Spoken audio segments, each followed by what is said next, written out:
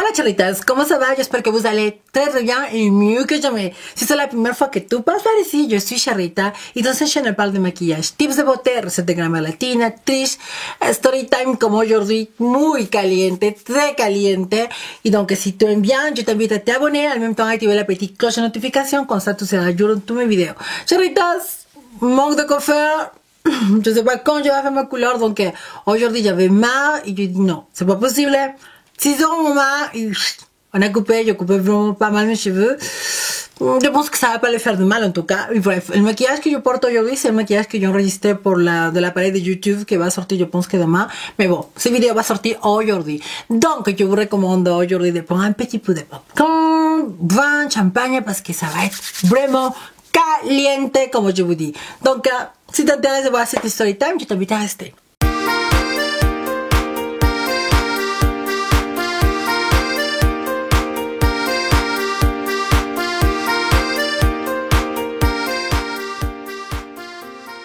J'avais été avec mon copain, ma vie c'était dans cette période un petit peu, pour moi on va dire vraiment dans les conflits, parce que dans ma tête, je disais maintenant un nouveau départ, l'illusion, oui, d'avoir une nouvelle personne qui va arriver dans ma vie, parce que je disais, va arriver une nouvelle personne qui va connaître maintenant tel que je suis maintenant, et pour moi ça me causait toutes les expectatives, mais en même temps, ça me faisait peur. Ça me faisait peur de dire, qu'est-ce que ça va devenir cette personne, comment ça va être. Et en même temps, je démarrais en fait les dilatations. Alors, qu'est-ce que c'est la dilatation? Après la vaginoplastie, il faut faire des exercices pour, on va dire, garder en fait la profondeur, la cavité vaginale, si vous voulez. Donc, pendant la période qu'on ne peut pas avoir de rapport, vous voyez, et toute cette période-là de l'opération, après de 2 mois, 3 mois, 3 mois, je ne me rappelle plus, que tu ne peux pas avoir de rapport, donc pour éviter que la cavité se referme, parce que dans mon cas, c'était la peau qui avait greffé, donc il faut faire attention de que ça ne se rétrécisse pas, donc il fallait faire des dilatations 2 ou 3 fois par jour en fait.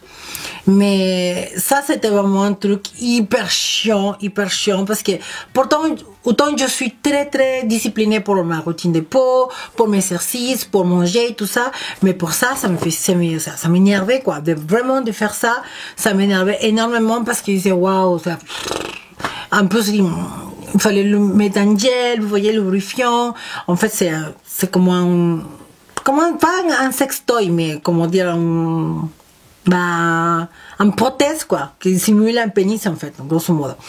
Et en fait, bon, je commençais à le faire, c'était 1/2 heure, 3/4 d'heure chaque fois, donc il fallait s'allonger, relaxer, mettre ça dedans, petit peu à petit peu. Ça faisait vraiment mal déjà, et c'était gênant en fait. Pour moi, c'était gênant. Parce que pour moi, c'était tout nouveau, je commençais en plus, après l'opération, je commençais à reprendre des sensations, et pour moi, c'était tout bizarre, en fait, ça me faisait des frissons, je disais, waouh, c'est quoi ça, j'avais peur de regarder, pour moi, c'était vraiment un truc, vraiment bizarre. Moi, je suis spéciale parce que j'ai ma meilleure amie, qu'elle, non, après l'opération, elle était avec son miroir, elle se regardait, si les lèvres à droite étaient plus gonflées qu'à gauche, moi, jamais. Elle, oui. Bon, chaque personne a son tempérament différent. La question sur moi, comment ça va passer la première fois avec le mec que je vais rencontrer? Est-ce qu'il va se rencontrer ou pas? Est-ce que je vais sentir quelque chose? Est-ce qu'il va il va sentir pareil qu'avec une femme biologique?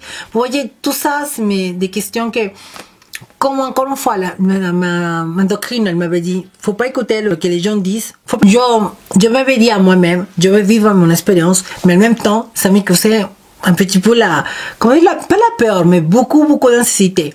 Dans cette période-là, je rencontre un garçon. La première fois que je l'ai vu, il m'a plu, oui, mais pas plus que ça. Vraiment pas plus que ça. Mais on a commencé à sympathiser. Il était au tout début vraiment charmeur, il était vraiment attentif avec moi, il voulait me gagner quoi, vous voyez, et donc il faisait tout pour me faire plaisir, des compliments, tout ce on aime bien les femmes quoi. Et je commençais à l'idéaliser, dans le sens que sa façon d'être avec moi, sa sécurité qu'elle me portait en fait, parce qu'il était très sûr de lui, on va faire ci, cela. Donc je me sentais waouh avec mon homme, j'étais comme ça. Oh. Et je me rappelais que ce jour-là, le jour que je l'ai rencontré, j'étais avec une meilleure amie, une meilleure copine, et elle l'avait vu, il m'avait dit écoute, ce mec je le ressens pas, je sais pas pourquoi je le ressens pas. En tout cas, lui, après, il a commencé à me dire aussi, pareil, qu'il ne ressentait pas ma copine, parce que, je sais pas, il y avait quelque chose qui allait pas. En tout cas, je dis, bon, ça peut arriver que deux personnes se voient et se plaisent pas, quoi, ça peut le faire. Mais c'était un peu gênant parce que lui commençait à m'intéresser beaucoup, et elle, c'était mes meilleures amies. Donc, moi, je disais, bon, comment je vais faire? Alors, ça va être un petit peu chiant. Bref. Les choses on a commencé à sortir ensemble, et, on a fait des choses ensemble, chose qui s'est très très bien passée, vous voyez, intime en fait.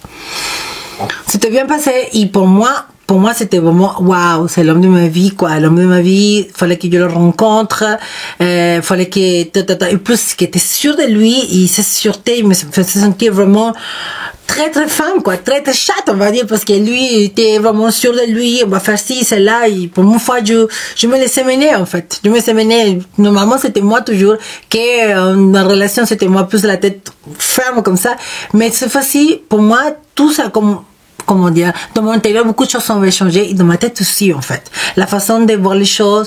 Donc, je dis, bon, je venais un petit peu plus, pas soumise, mais plus me laisser aller, en fait. Et donc, comme elle dit, me portait tellement de sécurité, bah, j'étais, volée, quoi.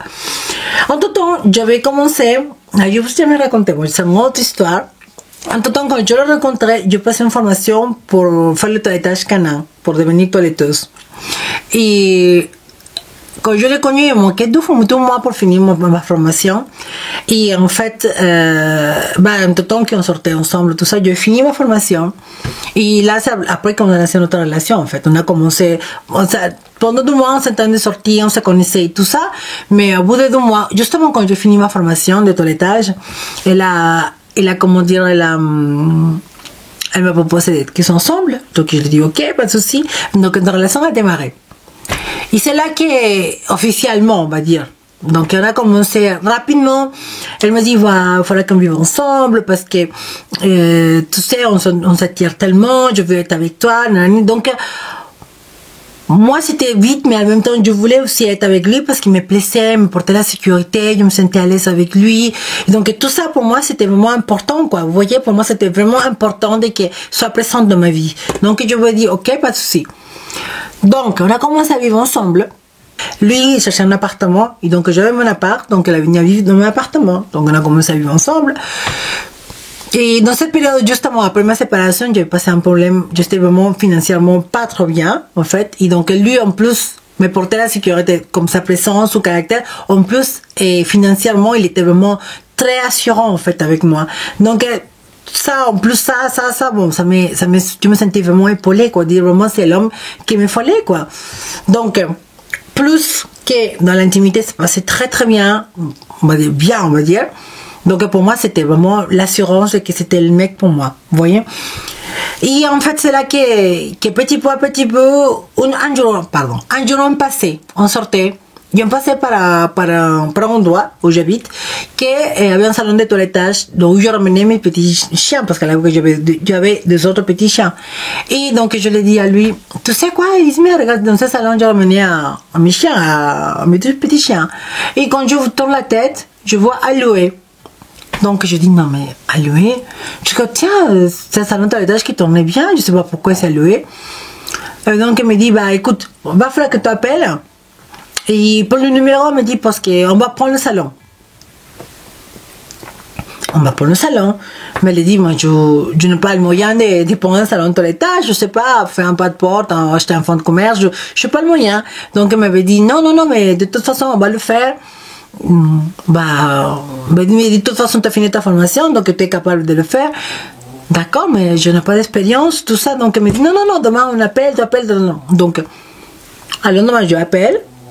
Je prends rendez-vous avec l'agence. Donc, on avait parlé avec les propriétaires. Les propriétaires, je les connaissais parce que, comme je dis, j'étais client chez eux. Donc elle m'avait expliqué que c'était une personne, deux personnes en fait, c'était un couple qui passait aux retraites. Donc c'est pour ça qu'ils vendaient le fonds de commerce. Donc lui, pour me montrer qu'il était avec moi, pour me surprendre encore, elle m'a dit on va le prendre, bon, on a fait la transaction, on a négocié le prix, tout ça. Donc on a plus un toilettage. Voilà. Pour moi, c'était waouh, l'illusion de dire tu as mon commerce à moi, tout ça, une expérience pour moi. En fait, je dis waouh, c'est quelle chance, ça, vraiment tout ça, vraiment, on va le faire. Mais je l'ai aimé. Je n'ai pas je n'ai pas l'expérience en gestion dans un commerce, surtout en France, je connais pas. Donc maintenant, t'inquiète pas, tu vas t'occuper que de l'activité. Et moi, je m'en occupais tout de la gestion, tout ne t'inquiète pas, je connais un petit peu de ça, de la gestion. Bon.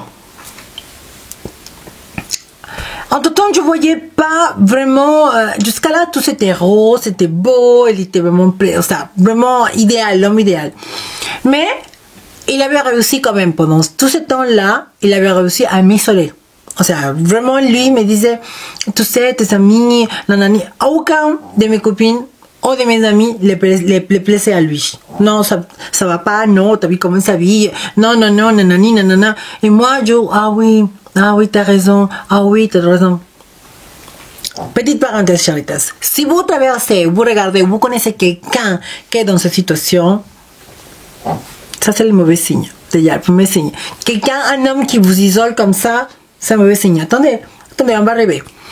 On va faire une parenthèse.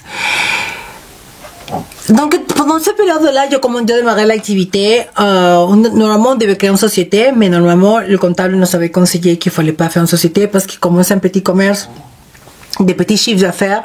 Normalement, c'était pas rentable de faire une société. Donc, c'était un nom d'une seule personne. Donc, la personne qui faisait l'activité, c'était moi. Donc, ce sera tout à mon nom. Donc, au départ, lui, ça ne le plaisait pas, mais bon, je n'avais pas le choix. On était déjà engagés, donc bon. On avait le salon, j'avais tout mon cœur dedans, je l'ai décoré à mon goût, je vais faire vraiment un très très joli salon, avec un côté boutique, un côté activité en fait. Et je me rappelle que ça s'appelle Dolce Dog, mon salon. Dolce Dog, salon toilettage. J'en avais tout redécoré, repeindre tous les murs, parce que c'était un peu vieillot quand même, donc j'avais fait tout moderne, beaucoup de lumière, j'avais changé le sol, tout. C'était vraiment un très très joli salon toilettage à mon goût. Et quelques temps après, un mois et demi, en face de ma boutique, en face de la salon, il y avait une maison qui s'était à louer. Donc, je lui ai dit, écoute, il y a un salon, un appartement en face à louer. Donc, on a appelé et en fait, la personne me dit, je suis la personne qui exploite le commerce en face. Donc, elle m'a dit, ok, pas de souci, on va faire on a signé le contrat rapidement. Et voilà, je rentré dans l'appartement. En plus, c'était en face de ma boutique. Et, où j'avais la boutique, si vous voulez, charitas, où j'avais la boutique, il y avait plein de commerçants. C'était un passage piéton. Il y avait plein de commerçants, en fait. Il y avait une boulangerie, il y avait un chocolatier, un petit supermarket, la pharmacie, la banque, plein de commerces. Salon coiffeur, esthéticien, tout. Et donc, tous les commerçants, on se connaissait, on se côtoyait un petit peu. Quand un jour, je me réveille et je suis quelqu'un que dès le matin je suis déjà énergique, je prends la musique, je danse, nanana. Donc lui me dit descends le volume, qu'est-ce qui t'arrive? Mais pourquoi? Qu'est-ce qui se passe? Pourquoi tu es jageuse? Pourquoi je suis jageuse? Pourquoi? Parce que je suis jageuse, je suis contente. Ah ouais, mais il n'y a pas raison pour que tu sois jageuse comme ça. Pour moi, Charitas, c'est comme ça. C'est bizarre ça. Bon, c'est pas grave. Et je me vais travailler, ferme la boutique, elle se va travailler, je vais à la boutique les soirs. Ah non, elle est venue me chercher après le boulot, elle est venue me chercher à la boutique pour la fermeture du local. Et en sortant, il était boulanger. Donc le boulanger, avec tous les commerçants, on s'est dit bonjour et tout ça. Donc j'ai dit bonjour, bonsoir. Et il me dit, bonsoir, ça souriant, quoi, d'une façon amable, en fait. En arrivant à la maison, en traversant la rue, en fait, on s'est invité en face, il m'a piqué une crise. Vous n'allez pas croire vraiment. Où oui, j'ai vu comment tu l'as regardé, t'as vu comment elle t'a regardé, qu'est-ce que ça veut dire ça, que manque de respect, bon, mais là, c'était tout le nom à la boulanger, lui, il ne respecte pas, que tu étais avec ton mec, il t'a fait ci, c'est là, nanani, nanana. Moi, what, qui? Et ici, toi aussi, on peut se rigoler aussi avec lui, tu te rencontres, comment il va te respecter, nanana. Mais j'ai rien fait, vraiment, j'ai rien fait. Là, je vous dis franchement, Charitas, je suis quelqu'un de très coquette, j'adore, je suis très coquette, en fait, c'est ma personnalité. Sans être, non, je suis très coquette, mais là, pour le coup, vraiment, là, je ne veux vraiment rien du tout. En fait, là, c'était vraiment... Je dis, mais tu rigoles ou quoi? C'est une blague ce que tu t'as me dit ou quoi? Non, si je t'ai vu me faire un scandale, vraiment que je venais pas.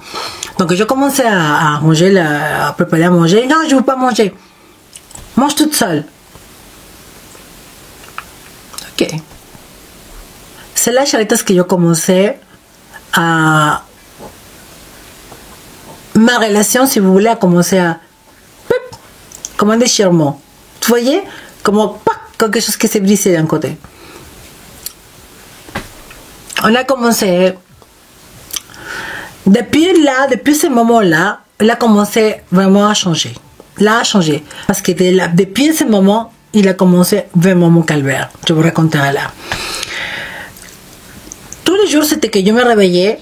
Pourquoi tu es juste? Ben, je vois pas pourquoi tu es juste. Qu'est-ce qui t'arrive?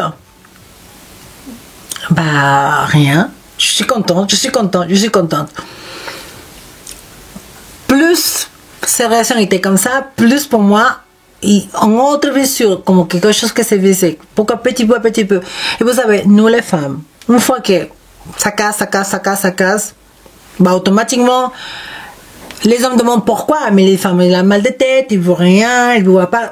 Bah, les femmes, ils n'ont pas envie d'avoir l'intimité. On n'a pas envie de faire intimité avec un homme que tu te sens pas aimé, que tu te sens pas sûr, voilà. Donc, que tu te sens bizarre. Donc, sur le coup, je me trouvais déjà isolée avec mes amis, je ne les voyais plus. J'avais coupé le pont avec tous mes amis. Donc, il avait réussi complètement à m'isoler. D'accord, pour lui, seulement avec sa famille, sa maman, je m'entendais très bien avec sa maman, et chaque fois que je me confiais avec sa maman, elle me disait, non, mais regarde, parce qu'il t'aime, tu vois, vraiment, tu vois, il a fait beaucoup de choses pour toi, il tient à toi, donc ça sort pareil, faut que tu le comprennes, elle est gentille, mais seulement parce qu'il t'aime, elle est vraiment très amoureuse de toi, et donc moi, oui, mais il ne vivait pas avec lui. Il ne savait pas qu'est-ce qu'il a traversé, Charitas. Vraiment. L'histoire, c'est que c'est devenu pas vivable. Vous voyez, moi, je rentrais de toute la journée travailler dans un salon de toilette. Charitas, c'était vraiment une des expériences plus difficiles de ma vie. Malgré tout que j'aime les animaux, beaucoup de personnes pensent qu'un salon de toilettage pour les animaux, c'est comme aller chez le coiffeur. C'est pas du tout pareil. Parce que vous allez chez le coiffeur parce que vous avez envie de le faire, parce que vous avez besoin d'aller le faire. Mais un chien ou un chat, il va pas s'en mettre dans l'étage parce qu'il a envie.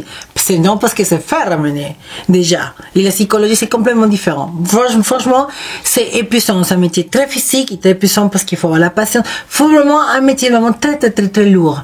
Et en plus, je rentrais à la maison pour me prendre la tête, pour des choses banales, en fait. Il me cherchait. Si je te juge, on dirait que ça l'énervait en fait que je te juge. Je sais pas pourquoi. Après, il me reprochait de que oui, tout le monde te parle à toi, tatati, tatata. Et donc, je commençais à voir que de côté à lui, il y avait comme une espèce de jalousie vers moi. En fait, il me disait, si, quand on arrive à un endroit, tout le monde te regarde à toi, et tout le monde te parle à toi. Ça, je dis, mais c'est pas ma faute. Je suis quelqu'un gentil. Je suis quelqu'un qui attire les gens. Je suis quelqu'un qui est positive. Et donc, qui n'a pas envie d'être avec quelqu'un de positif? Qui n'a pas envie d'être quelqu'un qui donne des bonnes choses, quoi? Vous voyez, bon vibe. Et donc, non. Et moi, je dis, écoute, non, on se prend pas la tête. Je déteste, franchement, je suis quelqu'un qui déteste le conflit. Et pour moi, chaque jour depuis que c'est arrivé ça, chaque jour qui passait, c'était vraiment pas vivable. C'est là que commençait, comme je vous dis, répète, mon calvaire. Je me rappelle que j'ai jamais oublié que mon salon, je l'ai ouvert de mardi au samedi. Et le lundi, c'était dimanche. Normalement, le dimanche et le lundi, souvent, c'était des journées de stage pour aller de perfectionnement, pour perfectionner les coupes de les coquers, de tous les races de chiens. En fait, pour moi, c'était, ouf, une évasion parce que des fois, je m'allais toute seule et il y a 12 jours sans le voir. Vous voyez à quel point on avait arrivé. Je voulais plus être avec lui, vraiment. Je cherchais le moment pour m'échapper. Je voulais vraiment pas être avec lui, quoi. Donc, un jour, un lundi, c'était fermé le salon, je me vais à la salle de sport avec une copine à moi. Et ce jour-là, on avait fait de la piscine, je me rappelle, donc dans le WC, il avait laissé mon téléphone. Après, on va faire un petit peu de sauna avec ma copine et on s'en discutait. En plus, ma copine me dit non, mais regarde, on va l'appeler Marc. Allez, on va l'appeler Marc. Marc, il est gentil, tu vois tout ce qu'elle a fait pour toi, il t'aime et tout ça, faut que tu sois patient. Je dis oui, mais tu sais pas, tu vois, tu vis pas avec lui. Franchement, Charitas, c'était la première fois que quelqu'un me fasse pleurer, me dérache. De dire, c'est pas juste, quoi. Vraiment, de dire, c'est pas juste. À quel point j'avais la colère en moi vers lui, vraiment, toutes les choses qu'il disait, mais c'était pas juste, quoi. De dire, ça, c'est manque de respect envers moi, en fait. Il m'était vraiment comme mis de rien, quoi. Vraiment, si tu as fait ça, ceci, cela. Quand je fais quelque chose, je me surpris à moi-même de détresse. Sans me rendre compte, j'avais une violence psychologique avec lui, mais grave. Vous voyez, c'était vraiment une violence psychologique. C'était peut-être pas la violence physique, mais psychologique, c'était vraiment grave, quoi. Jusqu'à là, je me rendais compte, je tenais. Ce jour-là, avec ma copine, me dit non, mais regarde, il est gentil avec toi,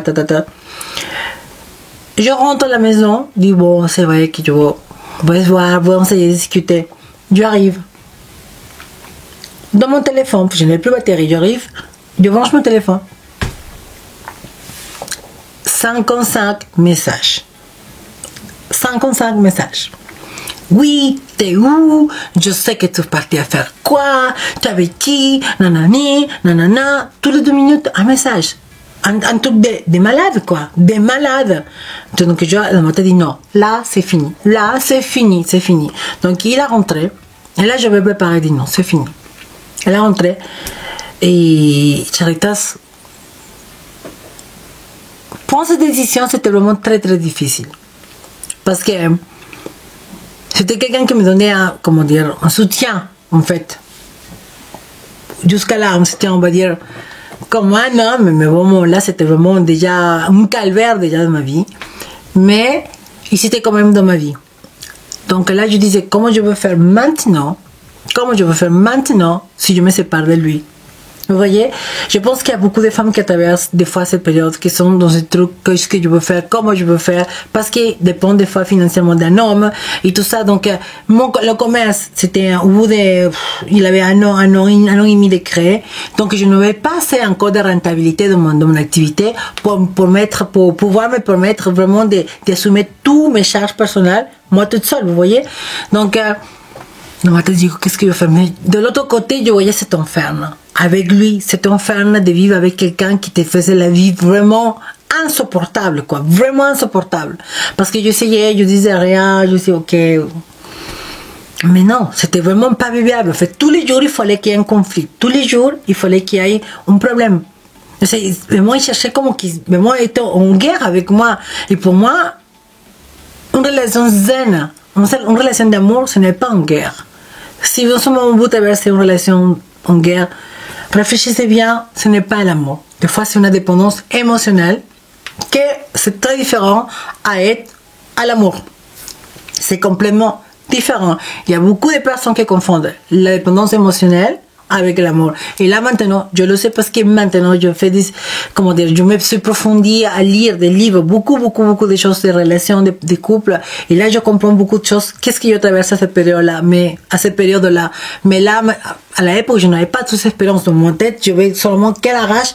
Et donc, qu'est-ce que je fais? Je me sépare? Oh, mais je me sépare pas. Non, mais quand il est arrivé à la place de me dire, bon, calme. Non, directement à me dire, oui, j'imagine, je sais qu'est-ce que tu es en train de faire. Là. Oh, ah non, je dis, écoute, tu sais quoi?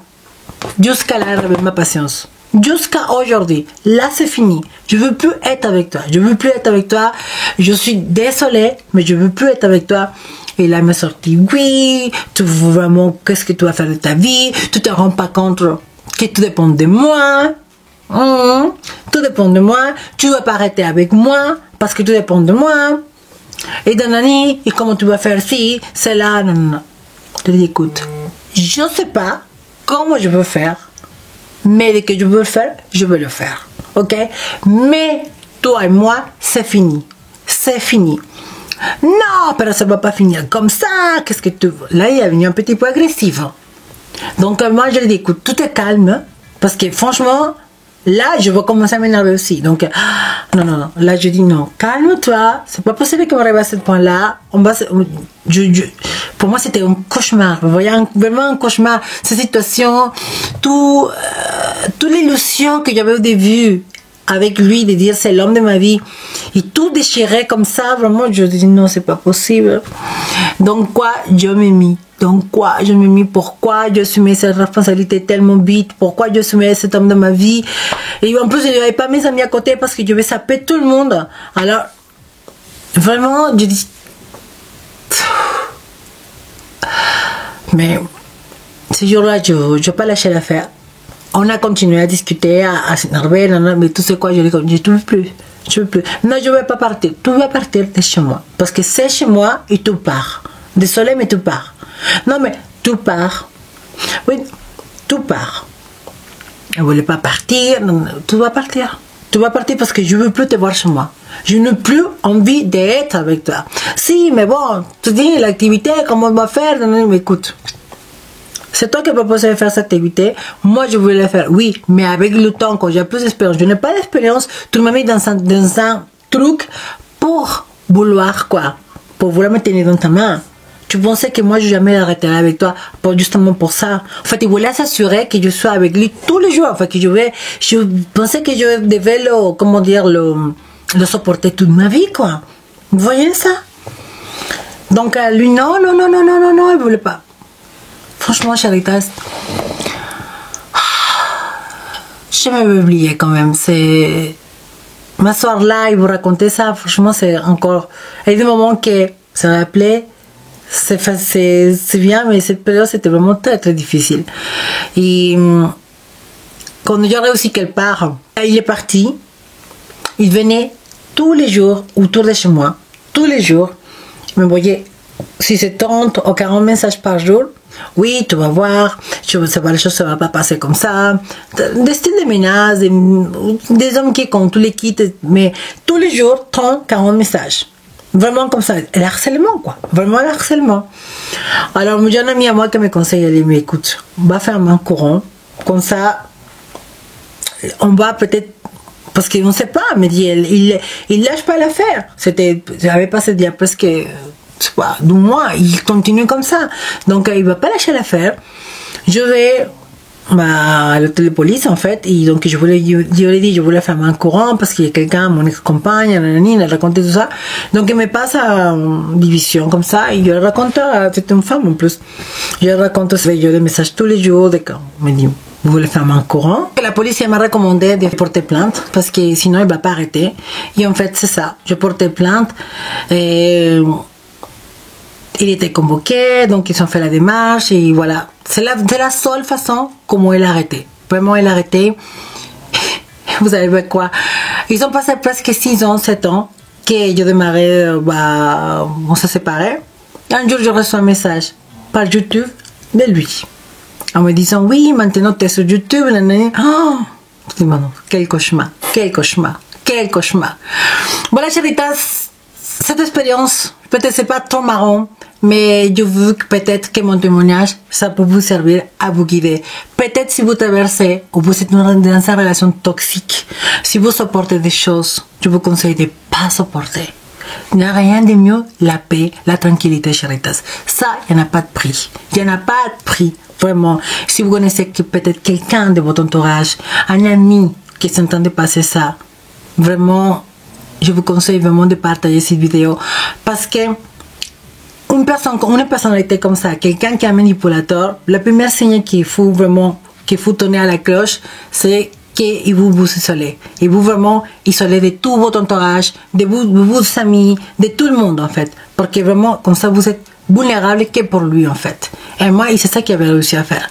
Donc si vous trouvez quelqu'un qui s'entend de faire ça dans votre vie, mauvais signe.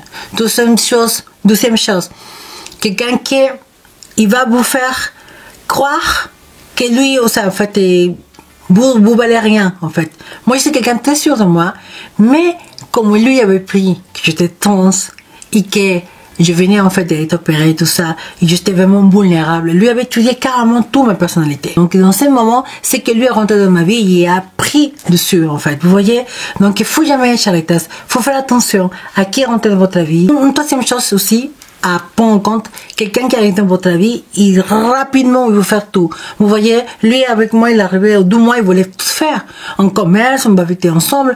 Donc tout ça, c'est des choses que faut se méfier, faut faire vraiment beaucoup attention maintenant à la personne qui s'approche à votre vie. C'est très important, Charitas, de se préserver déjà et de vivre en paix. Pas confondre l'amour avec la dépendance émotionnelle, c'est autre chose. Comment reconnaître la dépendance émotionnelle et l'amour? Si vous êtes dans une relation dans laquelle vous vivez en paix, en calme, vous êtes contente, ça c'est de l'amour. Mais si vous vivez dans une relation dans laquelle vous n'avez pas la paix, vous êtes toujours angoissé, pour différentes raisons, jalousie ou n'importe quelle raison. Si vous vivez un style de relation comme ça, ce n'est pas de l'amour, c'est la dépendance émotionnelle, que c'est complètement différent à l'amour. Il y a beaucoup de personnes, comme je vous répète, qui vivent dans cette situation. Ils confondent l'amour avec la dépendance émotionnelle. Ça veut dire, par exemple, quelqu'un qui quitte. Par exemple, si vous êtes dans une dépendance émotionnelle, vous quittez à votre copain. À 2 jours, 3 jours, il vous manque. Pourquoi? Parce que c'est une dépendance. Ce n'est pas de l'amour, je l'aime, il me manque. Non, c'est la dépendance. C'est comme une personne qui dépend de l'alcool ou de la drogue. Quand il quitte la substance, il en manque. Voilà pourquoi vous êtes dépendant d'une personne. Dépendance émotionnelle. En fait, vous voyez, il me manque. Ils confondent qu'on l'aime parce qu'il le manque. Non. Vous ne pouvez pas manquer quelqu'un qui vous manque de respect. Quelqu'un qui vous parle mal. Quelqu'un qui vous exerce sur vous une violence psychologique. Ça, c'est pas possible. Faut pas tolérer ça. Moi, je le tolérais. C'est mon témoignage. Et je ne veux pas que personne, aucune femme ou aucun homme, vive ça. Parce qu'il y a des hommes aussi qui vivent ça. Voilà, Charitas, jusqu'à là mon témoignage. Et j'espère que cette vidéo ça a été vraiment explicite. Excusez-moi si je vous comprenez. Je n'écris pas d'écrit, mais je ne prends pas, comme on dit, à lire. Moi, ça sort carrément mes vécus comme ça sort. Et des fois, mais bon, vous me comprenez, c'est le plus important. Voilà, Charitas, je vous conseille vraiment de prendre soin de vous. Je vous aime énormément et je vous dis à la prochaine Story Time avec Charita. Voilà. En attendant, je vous embrasse de tout mon cœur et je vous dis à la prochaine. Ciao.